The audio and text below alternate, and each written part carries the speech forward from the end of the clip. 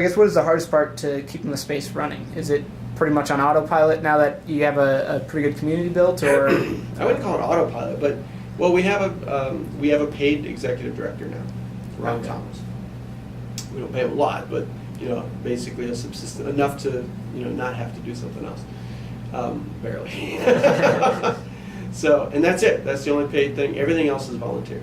So, I would say, and really having one person effectively coordinate all the volunteer activity is what keeps it running. So we have, each of the shops has a captain, we call it. So like there's a captain in charge of the potter shop, and her job is to make sure it's got enough equipment, that it's got enough supplies, if something breaks that it gets fixed. So, I mean, for instance, Fa is her name, Fa Shimbo, and she's a world famous potter. She's written 20 books on it. She's a chemist, so master. Pottery's about putting the sheen on pottery is all about chemistry. So she has a set of knowledge that's just phenomenal. And that's common. Our machine shop guy used to teach machine shop at Stanford University. So, I mean, I could go on and on. It's just, you have people that are really good at what they do that then run that area. And, there are problems. Things break. People come in and break stuff way more than, is cool. And then they don't tell anybody. Not cool at all. And our biggest problem now is we are probably too big. We probably have too many members. I mean, we thought we'd be lucky to get to 100.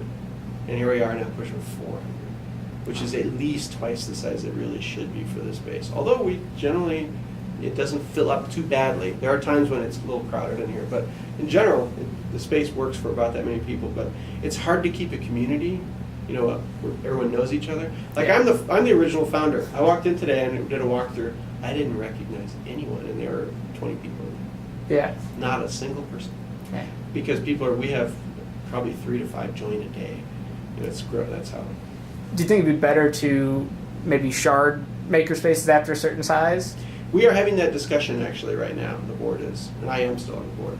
So we're also talking about letting we have one of our members moved down to Texas. He wants to open a Tinkermill Texas. We have a guy I used to work with in Boulder who wants to do a Tinkermill Boulder. The Denver Economic Council basically asked us, would you guys be interested in opening a Tinkermill Denver? So, I mean, that's kind of, in our question, we're sort of like, Makerspaces by nature are reflections of their local communities. Yeah. Do you really want to, franchise? I don't mind them using the name if they wanted. I mean, basically everything we do is open source. So, if somebody wants to take the name, there's not much we can.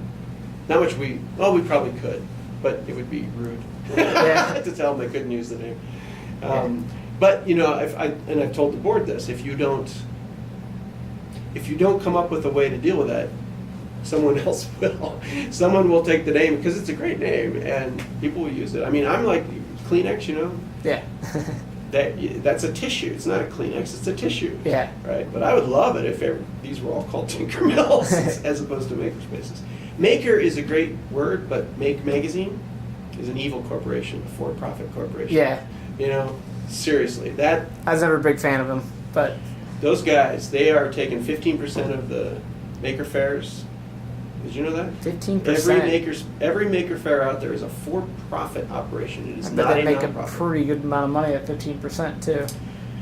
So I have a real problem with that. That's why, and we seriously considered not using the word Makerspace because the word maker is in it, and they. Unfortunately, the other good adjectives like hackerspace, but that kind of gives the wrong connotation to municipalities and all these people. I think. See it there? Yeah. The city council wouldn't because it said hackerspace. Yeah, I know. What is a makerspace? It's not a use Makerspace. And the real difference between those two, and there's a difference, because Den Hack is a hackerspace, and a hackerspace tends towards digital. Yeah. And a makerspace tends towards analog. So because you're not really hacking when you're machining a piece of aluminum. You're just actually making something. Atoms and bits. But here's what I believe is happening.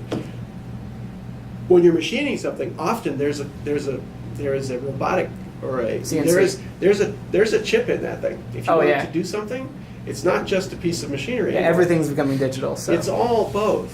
So it really hackerspace, makerspace, it's the same thing now. It's just Makerspace is less scary. Yeah, definitely. So go with Makerspace.